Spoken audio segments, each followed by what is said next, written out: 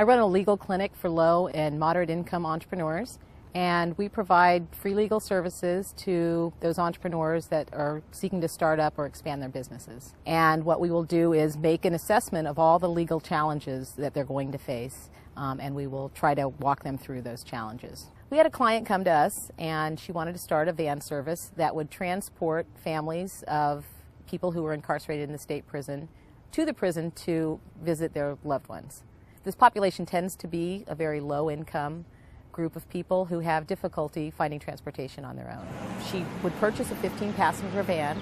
She would have specific pickup points throughout the county and a schedule at certain days of the week where she would pick up customers and enter into a contract with them for the day to be transported to the prison and then transported back.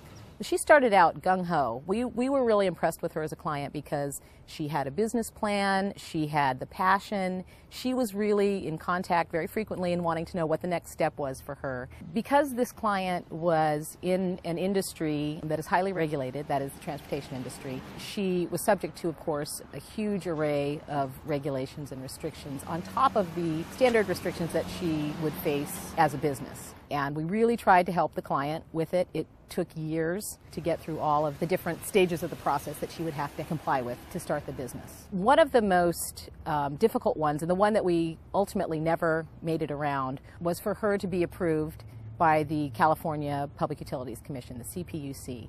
She had to send a notice out to all entities, whether government or private, that were operating transportation in any of the areas that she would be operating in, notify them that she was applying for this license, and they would have the opportunity to come in and make an argument about why her services were not necessary. In other words, she was forced to invite her competitors in to make an argument about why she should not be in the marketplace. Ultimately, she was deflated, and you could see in the last few months that she was really not returning calls and sort of dejected about how much money she might have to pay and what if it doesn't fly.